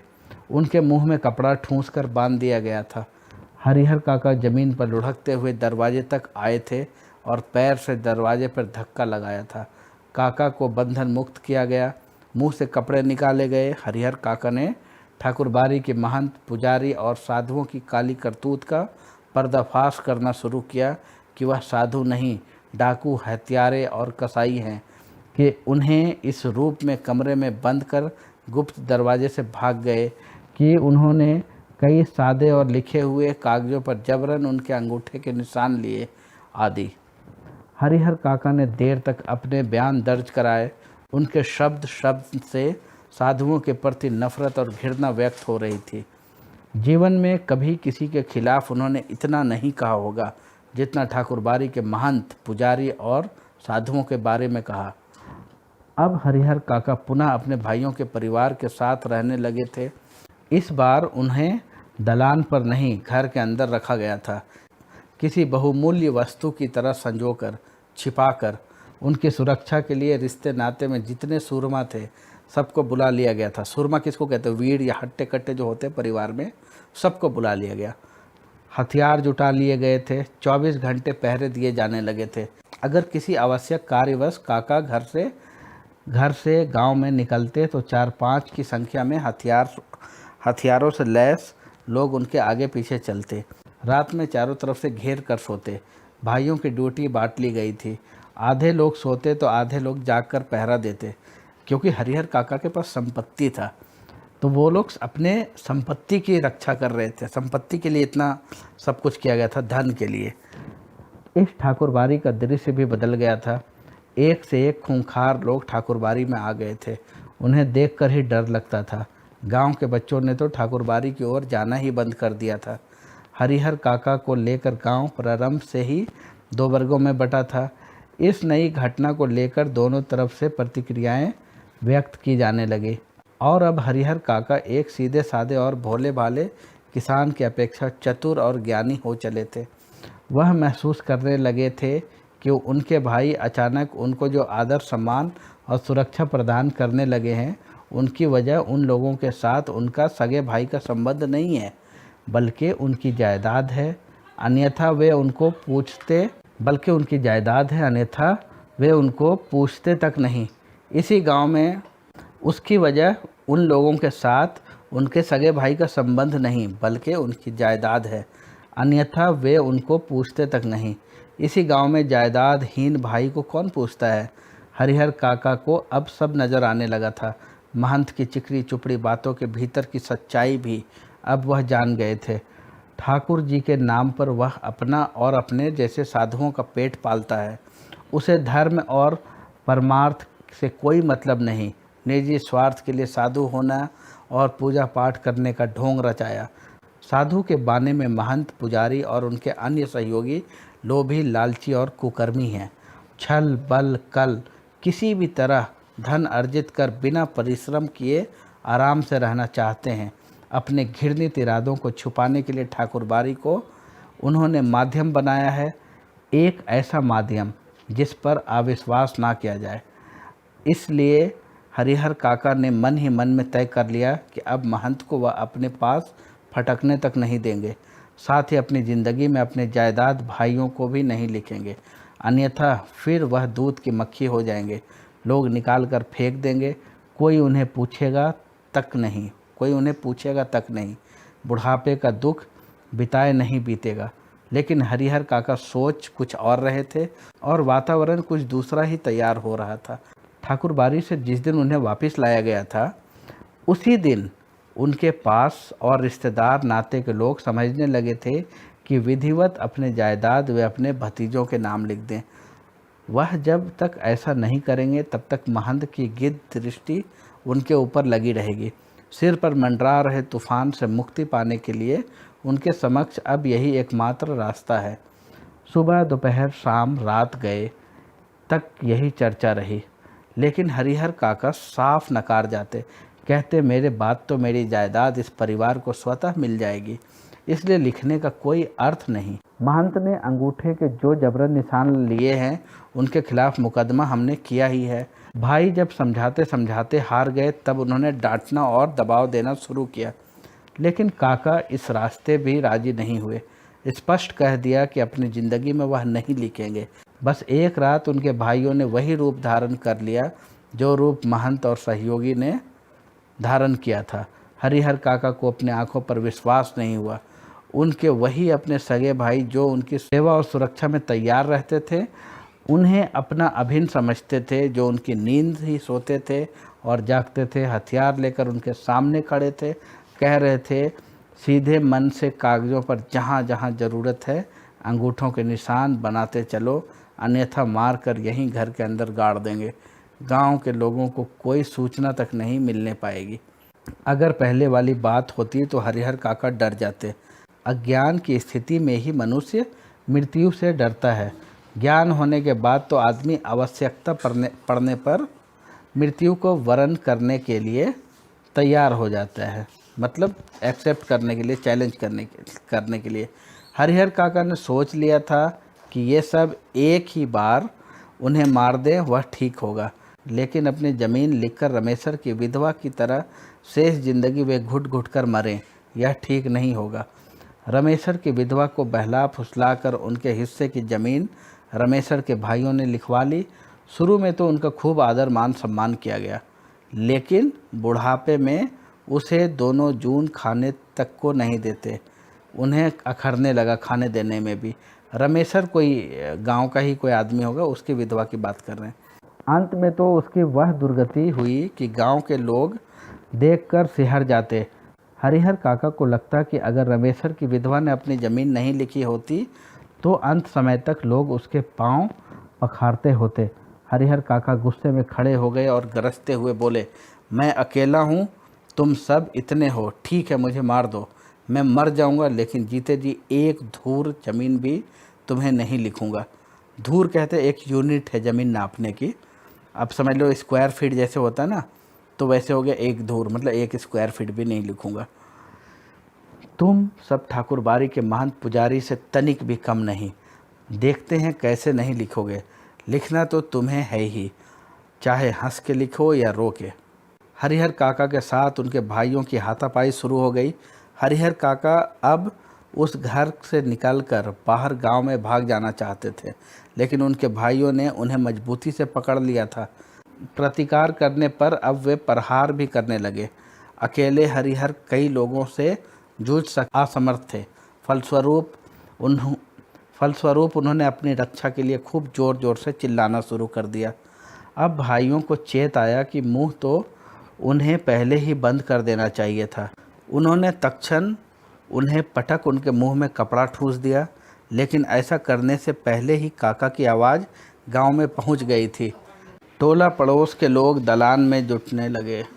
ठाकुरबाड़ी के पक्षधरों के माध्यम से तत्काल यह खबर महंत जी तक भी चली गई थी, लेकिन वहां उपस्थित हरिहर काका के परिवार और रिश्तेदार और रिश्ते नाते के लोग गांव के लोगों को समझा देते कि अपने परिवार का निजी मामला है, इससे दूसरों को क्या मतलब। लेकिन महंत जी ने वह तत्परता और फुर्ती दिखाई जो काका के भाइयों ने भी नहीं दिखाई थी।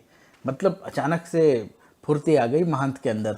उनको भी तो लोभ था, उन्हें लगा इससे अच्छा मौका और हो ही नहीं सकता। वह पुलिस की जीप के साथ आ धमके। कौन? जो महंत जी थे। पुलिस आने के बाद निजी मामले का सवाल ख़त्म हो गया। घर तलाशी शुरू हुई। फिर हरिहर काका को उससे भी बदतर हालत में बरामद किया गया, जिस हालत में ठाकुरबाड़ी में उन्हें बरामद किया गया था। बंधन मुक्त होने और पुलिस की सुरक्षा पाने के बाद उन्होंने बताया कि उनके भाइयों ने उनके साथ बहुत जुल्म अत्याचार किया, कि जबरन उनके कागज़ों पर उनके अंगूठों के निशान लिए, जैसे उनके साथ महंत जी ने किया था, कि उनकी कोई भी दुर्गति बाकी नहीं छोड़ी। अगर और थोड़ी देर तक पुलिस नहीं आती तो वह उन्हें जान से मार देते। हरिहर काका के पीठ, माथे और पांव पर कई जगह जख्म के निशान उभर आए थे। माथे कहते हैं सर के ऊपर। वह बहुत घबराए हुए से लग रहे थे, कांप रहे थे। अचानक गिरकर बेहोश हो गए। मुंह पर पानी छींटकर उन्हें होश में लाया गया। भाई और भतीजे तो पुलिस आते ही चंपत हो गए थे, मतलब फरार हो गए, भाग गए वहाँ से। पुलिस की पकड़ में रिश्ते के 2 व्यक्ति आए। रिश्ते के शेष लोग भी फरार हो गए थे। हरिहर काका के साथ घटी घटनाओं में यह अब तक की सबसे अंतिम घटना है। इस घटना के बाद काका अपने परिवार से एकदम अलग रहने लगे। उनकी सुरक्षा के लिए राइफलधारी पुलिस के 4 जवान मिले। हालांकि इसके लिए उनके भाइयों और महंत की ओर से काफ़ी प्रयास किए गए। असल में भाइयों को चिंता थी कि हरिहर अकेले रहने लगेंगे, तब ठाकुरबाड़ी के महंत अपने लोगों के साथ आकर पुनः उन्हें ले भागेंगे। और यही चिंता महंत जी को भी थी कि हरिहर को अकेला और असुरक्षित पाकर उनके भाई पुनः उन्हें धर दबोचेंगे। इसलिए जब हरिहर काका ने अपनी सुरक्षा के लिए पुलिस की मांग की, तब नेपथ्य में रहकर ही उनके भाइयों और महंत जी ने पैरवी लगा और पैसे खर्च कर उन्हें पूरी सहायता पहुंचाई। पूरी तरह से पैरवी दोनों ने लगाया अपने अपने तरफ से कि उनकी भाई सुरक्षा बढ़ा दो। पुलिस से पैरवी लगाई, पैसे भी खर्च किए, इसलिए दोनों एक दूसरे से डर रहे थे, इसीलिए दोनों ने पैरवी लगाई। यह उनकी सहायता का ही परिणाम है कि एक व्यक्ति की सुरक्षा के लिए गांव में पुलिस के 4 जवान तैनात कर दिए गए।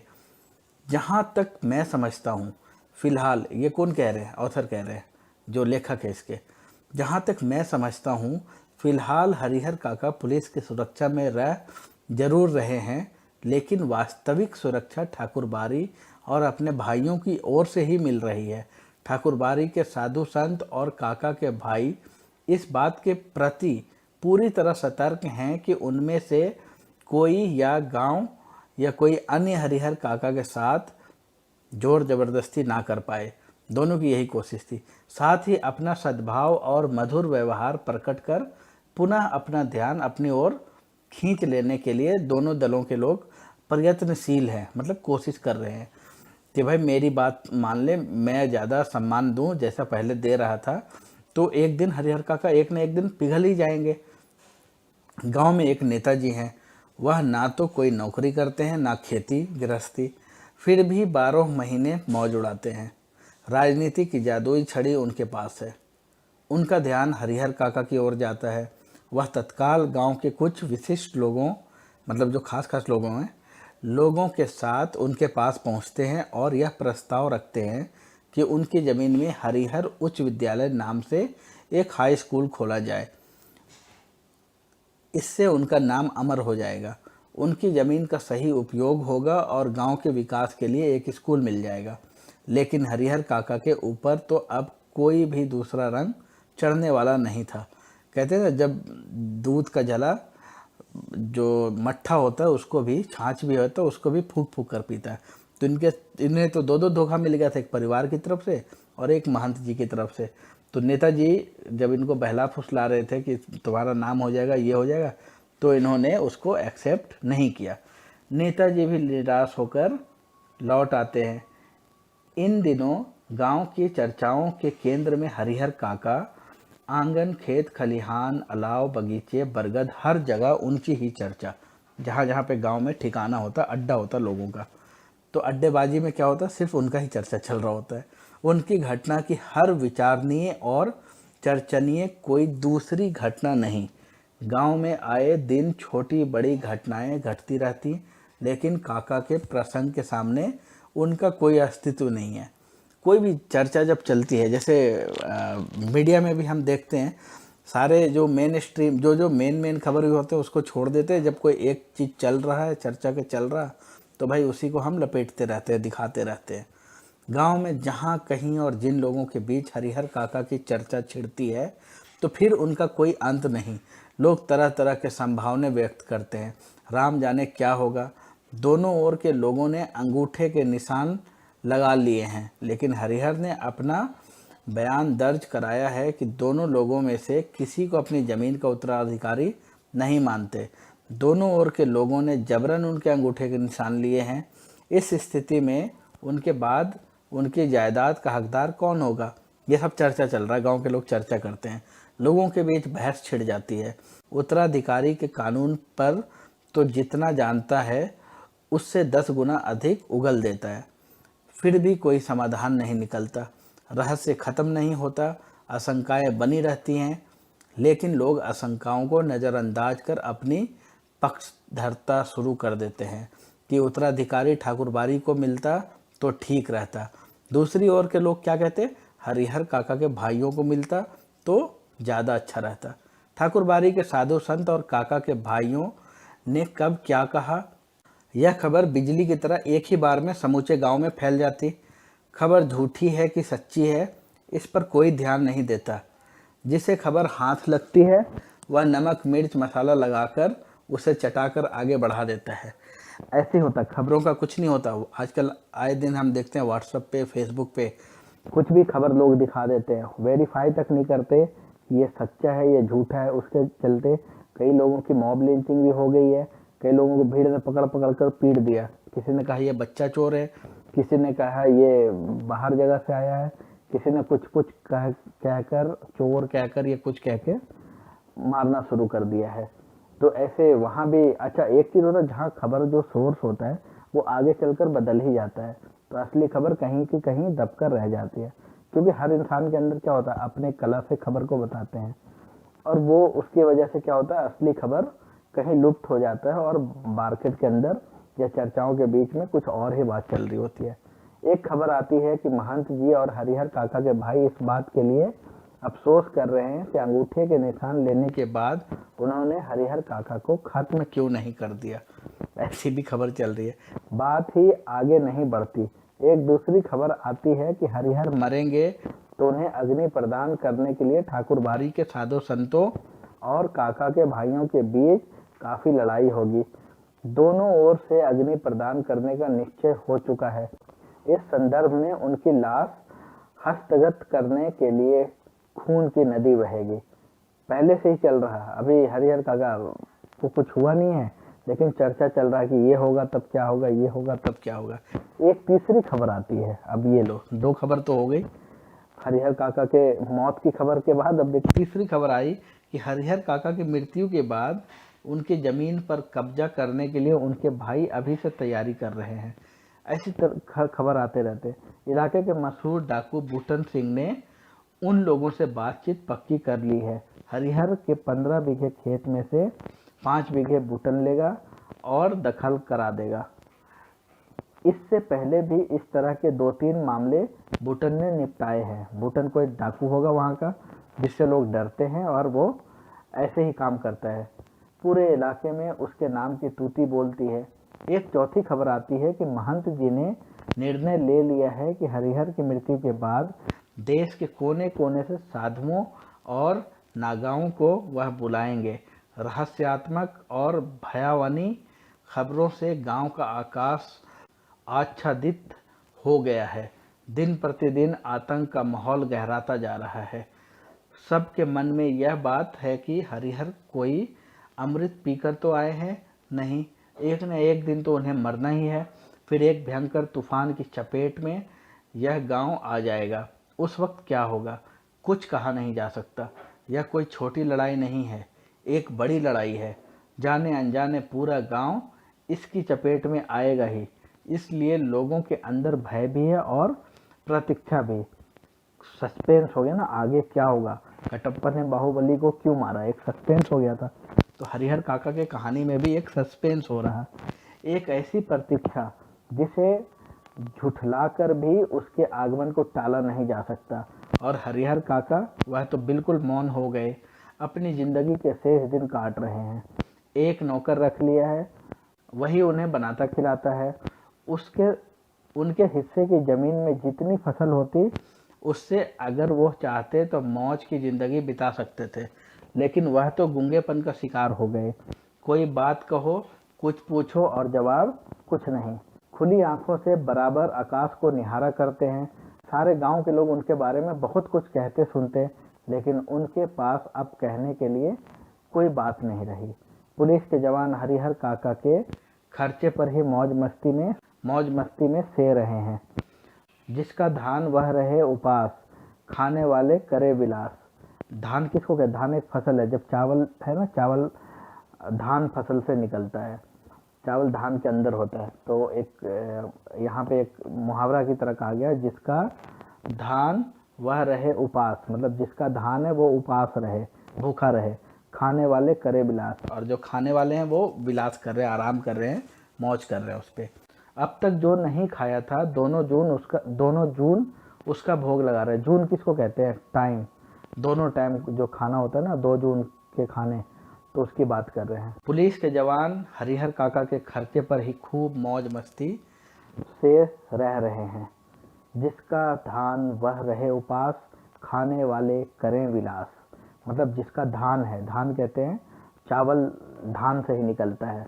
धान पौधा का नाम हो गया धान, ठीक है। और फसल जब वो जो हमें पका हुआ जो अनाज मिलता है वो हो गया चावल। तो कहते हैं जिसका धान है वो उपास से रहे और खाने वाले विलास कर रहे हैं। अब तक जो नहीं खाया था, दोनों जून उसका भोग लगा रहे हैं। जिन्होंने नहीं खाया था वो भी 2 जून उसी का भोग लगा रहे हैं, दोनों टाइम उसी का भोग लगा रहे हैं। ये थी हरिहर काका की कहानी। स्टार्टिंग में जैसे देखा, हरिहर काका बिल्कुल सन्नाटे में आ गए थे। ये पूरी उनकी कहानी, उनके साथ ये सारी घटनाएं हुई थी, इसीलिए वो सन्नाटे में आ गए थे, वो बोल नहीं पा रहे थे। बहुत मतलब परिवार की तरफ से उनको शौक मिला, सदमा लगा। उसके बाद महंत जी की तरफ से पहले लगा था, फिर परिवार की तरफ से भी लगा था। आखिर में इनको पुलिस का सहायता लेना पड़ा, पुलिस के जवान मिल गए। तो ये सब होता है गांव में, क्या शहरों में भी ऐसे हरिहर काका कई हैं जिनके साथ ऐसी घटना हो रही है, ठीक है। तो उम्मीद करता हूँ ये कहानी आपको काफ़ी अच्छी लगी होगी। अच्छी लगी है तो इस वीडियो को लाइक कीजिए और शेयर कीजिए अपने फ्रेंड सर्कल में। आपके बोर्ड एग्जाम में भी इससे सवाल आएंगे। और आप सब्सक्राइब कीजिए चैनल को, और भी वीडियो मैं डालता रहूँगा। अब जैसे जैसे मुझे वक्त मिलेगा, टाइम मिलेगा, मैं आप लोगों के लिए साइंस के भी वीडियो बनाऊँगा, सोशल साइंस के भी वीडियो बनाऊँगा। इस वीडियो को देखने के लिए बहुत बहुत धन्यवाद।